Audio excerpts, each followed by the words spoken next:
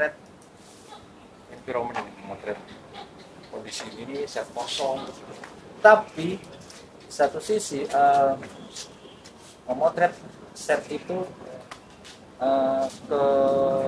kesulitannya adalah mungkin kayak gini, ketika ini bagus karena ada lighting kan, ada tim lighting yang sudah ngeset kan.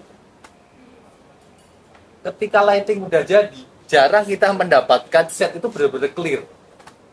Kalau kita nggak minta, kita tuh kadang nunggu dulu, colong set. Karena ini bisa clear, ya kalau ketika nggak di set, dan itu mungkin tidak sebagus ini ketika lampu ini dinyalakan, ini ada lampu dari sini. Kalau udah ada lampu kadang-kadang udah ada trek kepasang. Iya. Nggak bisa dapat clear, tapi ya emang harus pinter-pinternya kita gitu. Bisa dapat seclear itu. Kalau ini kan mungkin agak gampang karena mungkin tapi ada juga sih ini pasang-pasang lampu juga sih. Kayak gini.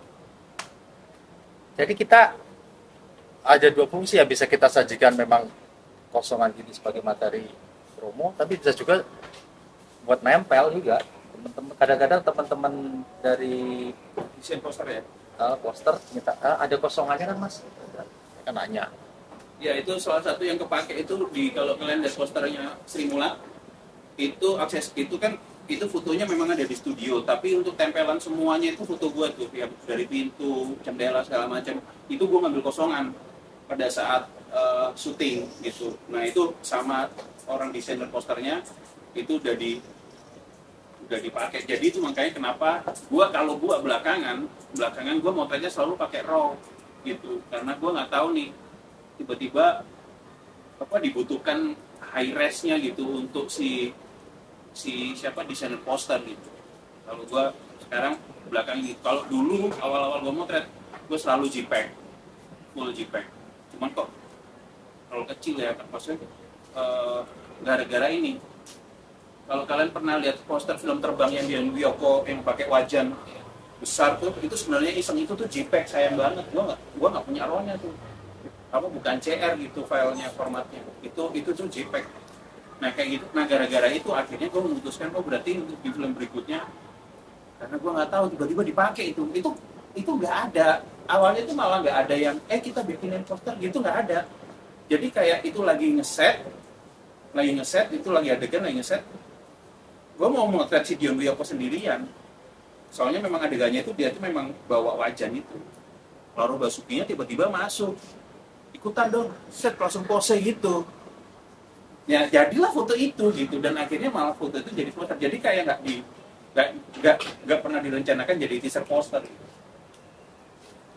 Udah nyesel akhirnya pakai JPEG. Mungkin lebih aman mungkin JPEG RAW.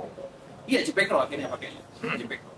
JPEG buat kita laporan, maksudnya buat daily report. Iya buat di share langsung hari itu juga gitu. RAW-nya buat kita edit. Adegan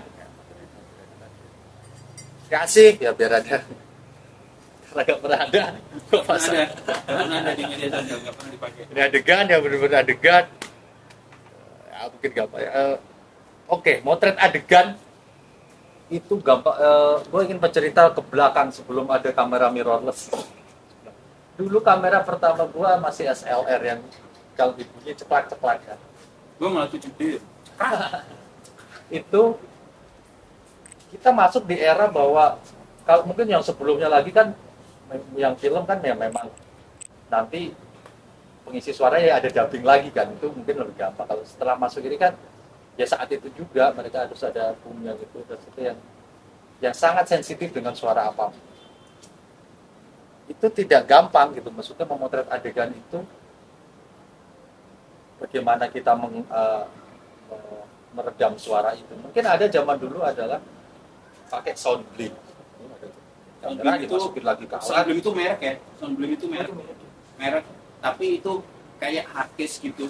Jadi karena itu cuma satu-satunya merek yang bikin itu tuh cuma soundbling, makanya kita bilangnya soundbling alatnya gitu. Ya. Karena cuma dia doang yang bikin, jadi kayak housingnya still foto untuk meredam suara shutter. Nah saat itu harganya mahal banget, itu seharga kamera atau setara kamera atau lebih mahal gitu. Ya, itu gue pernah browsing gue pernah browsing ya Soundblim itu.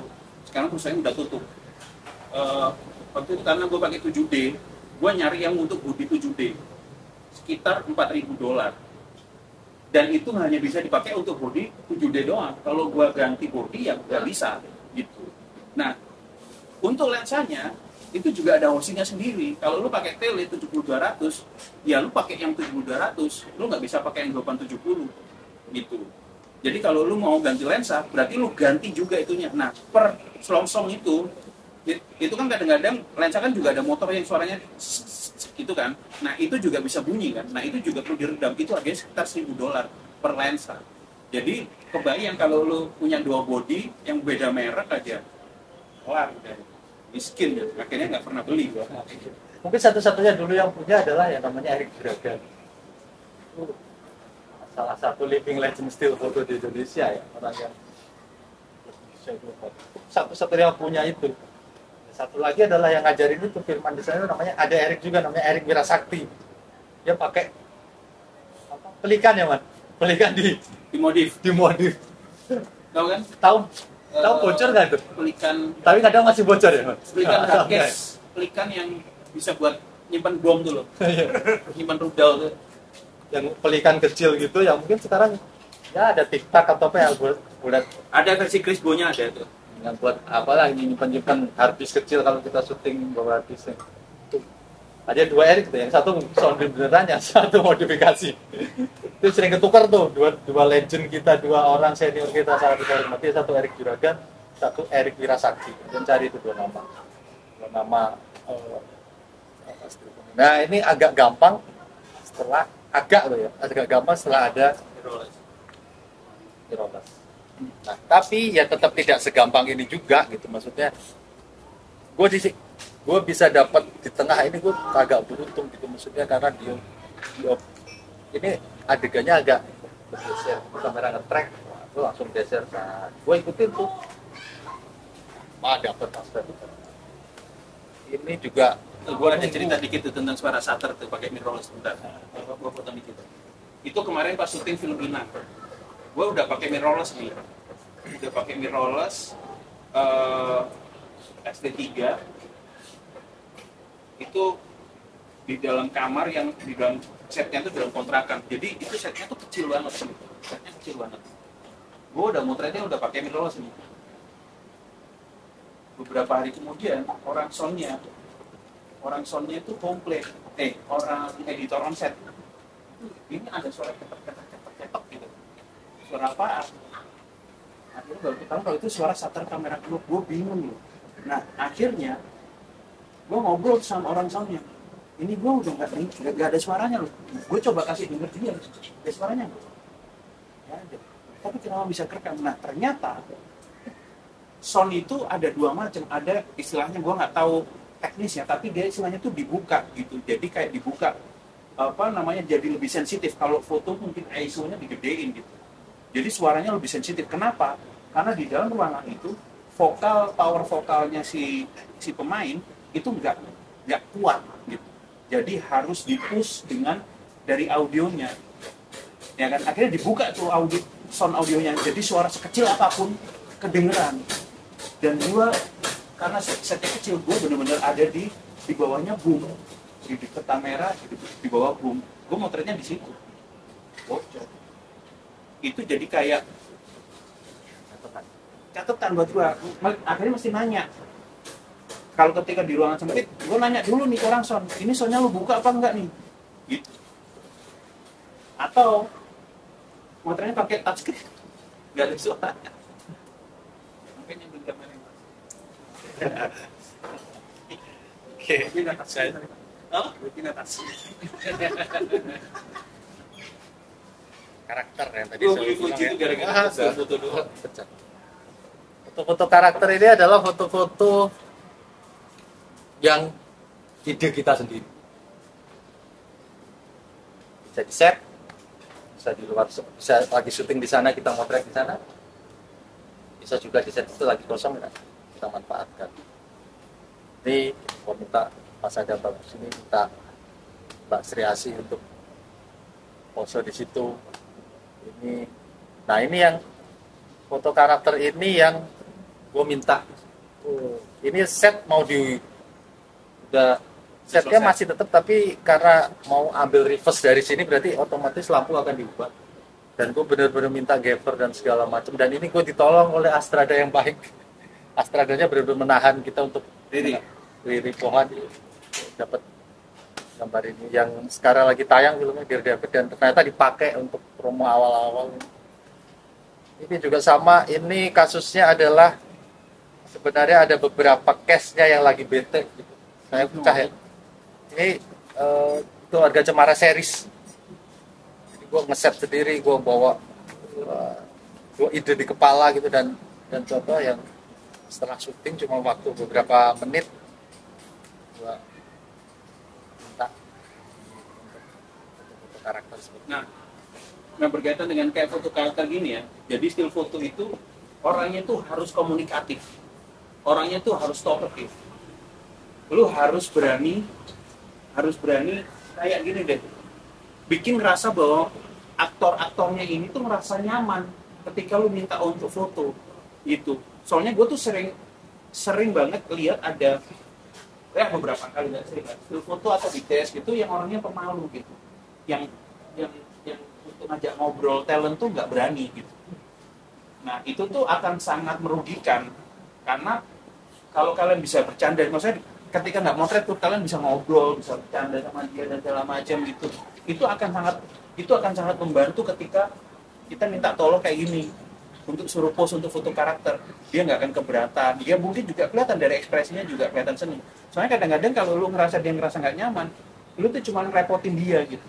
Yang tadi gue bilang still foto itu kayak warga kelas 2. Apalagi kalau ditambah kaliannya nggak mencoba untuk ngatur mereka kayak gini aja. Kalau kalian misalnya nggak cukup bisa ngobrol, pasti akan lebih sulit lagi gitu. Minta ini mau nggak foto ini gitu, kayak mereka tuh iya apaan sih orang gitu. Beneran itu yang kadang-kadang yang bikin repot dari still foto itu kayak gitu, kadang-kadang melelahkan. Dan di sisi dalam tanda kutip produser nggak mau tahu, tetap pengen ada foto karakter gitu dalam tanda kutip ya. Nah, kita kan harus mengakomodasi itu, tidak bisa terus beralasan ini nggak bisa terus-terusan begitu juga. Ada yang benar-benar nggak bisa, tapi ya ada beberapa yang kita usahakan tetap dapat lah ya, beberapa hal yang bisa kita dapatkan. Behind the scenes, David, Cemara, ini ya yang dibilang tadi, Angga Sasongko.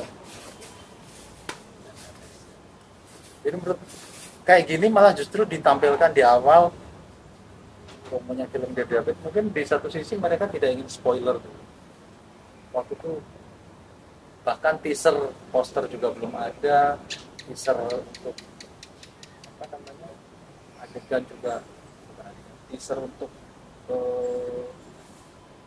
ya benar, teaser filmnya sendiri juga belum keluar, tapi mereka sudah dari jauh-jauh hari sudah menggembuskan bahwa akan ada film ini. Jadi warnanya benar-benar dari behind the scene-nya justru. Ini juga kalau nggak salah di Biennale Bali juga dikeluarkan sebelum filmnya tayang secara menyeluruh di bioskop seluruh Indonesia, tapi dia karena ikut di Biennale Bali dulu, di putar di sana untuk promonya juga menggunakan dari foto behind the scene. Ini juga sama dulu MRS di awal-awal juga menggunakan foto behind the scene. Mana mau nambahin nggak yuk? Ya kalau ini ya, kalau untuk foto-foto behind the scene ya, ada yang mesti harus diperhatikan adalah kita nggak boleh ngepost foto behind the scene dalam bentuk apapun, even lu cuma motret pakai handphone gitu. Karena gue pernah kejadian yang film selesainya Tompi itu ada anak videonya itu kayak dia baru ikut di hari itu ya, dia itu baru ikut di hari itu selesai syuting. Nah dia itu fotonya pakai handphone gitu, selesai syuting diupload di story, di mention tuh semua orang tuh. termasuk si Ellen sama Tompinya sekalian. Ngamuk Tompinya, karena ada hal-hal itu masih sifatnya adalah konfidensial gitu. Kalau itu masih proses produksi. Kalau kalian mau sekedar show off, kalian ikut syuting misalnya, ya fotoin apa biasanya ID gitu, itu nggak apa-apa. Pokoknya jangan ada yang mengandung aktor, kostum, terus set, itu tuh jangan.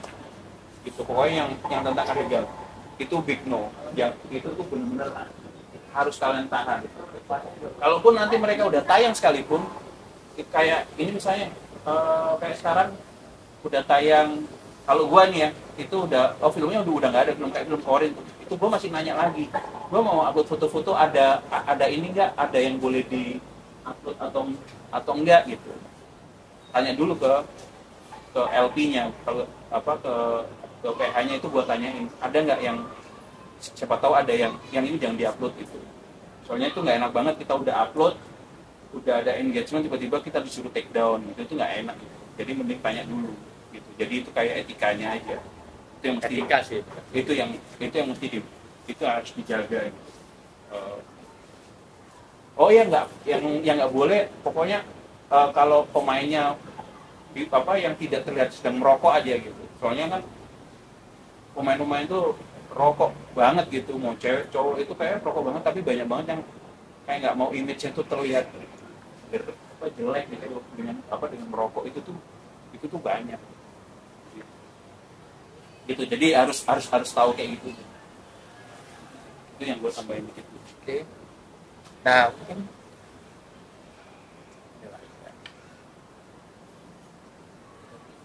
skill pada dasarnya mungkin sebenarnya kita lintas genre ya, karena kita kadang nggak motret kalau motret detail ini bisa jadi itu potret still life, kalau portrait ya kita untuk kebutuhan baik untuk props, baik untuk itu tadi untuk karakter kita pakai kayak portrait, terus dokumenter ya kita pakai khusus dokumenter dan momen-momen tertentu. Apa lagi kayak motret yang harus menggunakan lampu sekalipun studio, kita juga harus punya skill itu. Jadi pada dasarnya adalah seluruh genre yang ada itu hampir semuanya ada di skill foto. Enggak. Jadi kita tuh jadi belajar banyak memahami karakter seseorang, makanya kita bisa lihat talent ini kalau senyum dari sebelah sini itu bagus, itu kan kayak memahami portrait kan. Kalau kita memang harus menggunakan lampu sendiri tambahan set maupun kita set di luar di luar syuting misalnya di studio, kita juga harus menguasai teknik lampu. Tadi juga sudah disinggung dengan Pio, komunikasi yang baik dengan semua pihak yang ada di sini, dari LP sampai driver, PU. Iya, sampai driver yang antar jemput gitu. Itu juga mesti dijaga itu. Komunikasi yang kalau baik. moodnya jelek nggak dijemput. PU moodnya jelek nggak disuruh makan. Bukan itu, kalau kasih makan mungkin kasih gitu. Tapi kayak kadang-kadang kan kita butuh malam-malam Indomie gitu. Itu gue sering banget tuh nyoba orang PU tuh biar dia mau bikinin gue Indomie, itu gue fotoin. Nanti gue WhatsAppin tuh hasil fotonya, beneran tuh. Itu tuh harus ada skill-skill kayak gitu. Ayo mas, foto-foto dulu. Wah, seneng mereka. Kasih lihat, wah keren. Indomie mas. Nggak mau gitu. Jadi kan kedepannya juga pasti mau tuh minta tolong apa gitu. Itu tuh sangat membantu soalnya. Karena nanti kalau dia udah tahu, bahkan ada beberapa orang PU tuh yang akhirnya kalau udah baik banget karena kita kan warga kelas 2 ya. Jadi kadang-kadang tidak diprioritaskan. Tapi karena kita suka motoin, komunikasi kita baik, kita bisa kalau tiap hari itu udah ditawarin mau minum kopi. Nah, itu tuh minimal tuh. Udah ditawari duluan. Itu tuh sangat membantu, beneran. Karena gue itu pernah ada ikut syutingan yang gue tuh sampai baper gitu. PU-nya juga. Gue panggil PU-nya, mas, orangnya jalan. Mas, dia nggak noleh mas gitu akhirnya noleh. Aku minta apa ya, es teh manis gitu, aku boleh minta es teh manis ya, oh iya. Sampai hari ini nggak pernah itu dia bikinin dia es teh manis itu. Sampai hari ini gue ngomong di pangkalan es teh manis itu nggak pernah datang. Tapi ternyata belakang gue tanya, ternyata memang orangnya on. Iya mas, karena kita kan akhirnya berkomunikasi juga ya. Ikut aturan main di set ya, maksudnya ikut aturan main ya benar. Kalau apa misalnya adegan itu tim kamera lo jangan di situ, ya jangan maksa di situ walaupun lo dapat angle bagus di situ, atau tim sound lo jangan pokoknya apapun yang tim produksi dari kamera sound apapun yang meminta kita untuk mengikuti aturan main mereka, ikuti, karena kita juga jangan memaksakan diri gitu. Kecuali memang dalam tanda kutip, kecualinya maksudnya kita masih bisa nyempil dan mereka tidak keberatan. Aku boleh di sini nggak mas? Aku di sini ganggu nggak? Aku di sini kira-kira apa? Nanti kameranya nge-track nggak? Aku masuk frame nggak? Itu ikuti aturan main aja. Tapi jangan takut untuk menyampaikan itu, jangan takut nanya, gitu. Jangan takut nanya. Soalnya kadang-kadang malah gue pernah yang kalau gue berdiri di situ gue dianggap ganggu karena dia pakai dolly kan, dia pakai dolly gitu, track itu. Tapi malah sama DOP, ya udah kamu naik aja. Karena kita nanya, Mas kalau di sini ganggu nggak? Lu mau ngambil lagi, mau ngambil luar? Ya udah naik aja sini gitu. Tapi kalau kita nggak pernah nanya, nggak akan ada itu. Kalau kita bisa kita berdiri, ya nggak ada tuh kesempatan untuk bisa ikut di tracknya dia misalnya, gitu. Itu berkaitan dengan berani tapi tidak ngawur itu. Berani aja, berani. Nanya aja, tapi yang penting sopan aja. Kalau nggak boleh ya udah nggak apa-apa gitu. Spartan aja kadang, atau datang dulu, terus nanti diusir, ya udah, jangan, tapi juga jangan baper. Oh iya, jangan baper. Penting di situ. Kayaknya kamu nggak boleh di sini deh. Oke Pak, siap. Karena ada kita kan ketemu set-set yang sempit. Tiba-tiba udah enak nih di sini, enak. Tiba-tiba awalnya nggak ada, tiba-tiba Yopi minta ada lampu di sini. Kita sudah. Wah kadang-kadang nggak gitu, kita udah enak di sini. Anakku, mas aku mau di sini mas. Oh ya udah, pergi gitu. Gitu kadang-kadang udah enak nih. Tapi ya masalahnya kan masalah prioritas kan. Kita tahu yang tadi kita bilang. Kita tuh ya udah setelah semua udah set, baru tuh kita bisa masuk. Jadi kalau ada yang lebih membutuhkan ya udah. Kita ya peka dengan lingkungan yang di juga tadi, peka dalam semua hal ya, peka ketika kita harus minta foto adegan pakainya lagi nggak mood ya jangan paksa juga, peka wah ada gambar bagus ya kita bisa mungkin kayaknya bagus nih, tidak diminta kita foto aja seperti yang dia sudah dapat punya Laura Basuki tadi. Terus ya peka direkturnya lagi nggak juga, kita juga jangan memaksa, walaupun kita butuh hari itu scene ini gue harus dapat dan untuk gue yang barengan itu jelek, tapi melihat moodnya ya jangan minta lah, harus mendingan itu kita note, istilahnya di laporan itu hari ini kita note karena mengganggu mood tim produksi itu kan mengganggu secara keseluruhannya, itu kan bahaya banget. Kalau secara keseluruhan nggak terganggu, hari itu syutingnya di sana nggak enak kan, bisa nambah hari, bisa nambah ongkos lagi ya malah. Wah kita juga kalau bisa jangan malah melakukan itu. Nah ini mungkin juga kenali badan sendiri. Syuting di kita itu masih kejam, bisa berangkat jam 5 pagi, pulang jam 5 pagi besok.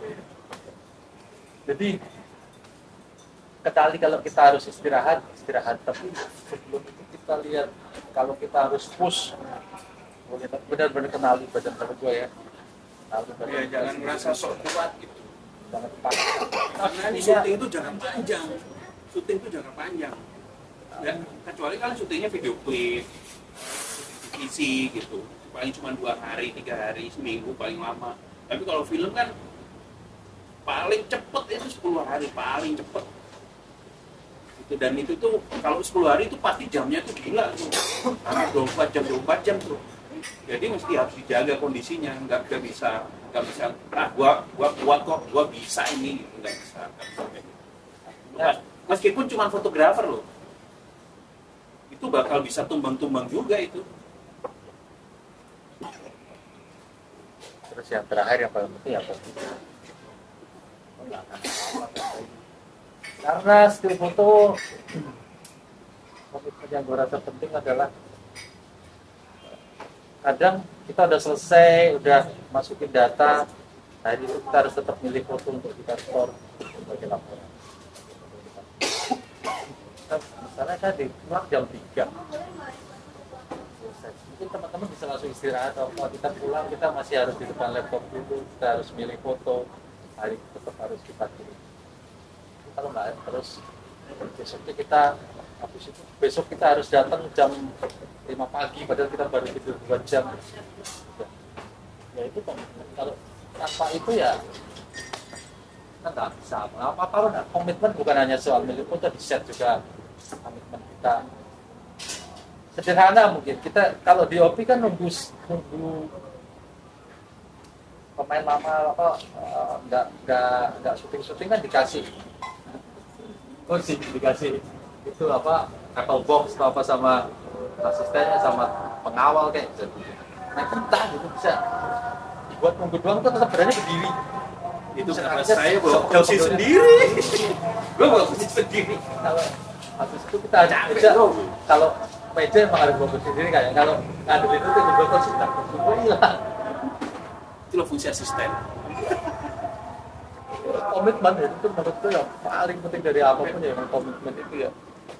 Kita sudah masuk, jangan banyak ngeluh, jangan maksudnya ya ngeluh seperlunya dalam artian ya untuk kita aja, tapi jangan nggak dapat gambar. Ya, nah kalau kayak misalnya itu kasusnya, aduh nggak dapat gambar nih gitu. Itu tuh mesti pintar-pintar kitanya tuh kan juga baca skrip. Ini tuh, oh ini tuh kayaknya scene-nya ini banyak shot nih gitu. Jadi kita bisa ngambil yang di shot yang mana. Oh, ini kayaknya bakal banyak take. Jadi kalau misalnya lu udah dapet, kalau gua nih biasanya kalau udah dapet, karena ada take 1, take 2 biasanya gitu ya. Soalnya jarang yang bisa one take. Oke, kalau take 1, take 2, terus masih ada take 3, gue biasanya udah nggak ikut biasanya. Udah keluar dari set lah gitu, ibaratnya itu. Jadi kayak udah ya masih standby aja di situ, tapi kayak udah nggak ikut nyempil gitu. Kalau udah dapat udah, karena foto kan, gitu. Karena foto itu nggak apa ya, lu nggak harus setiap take sampai kadang-kadang itu sampai 12 take gitu, nggak harus di situ terus gitu.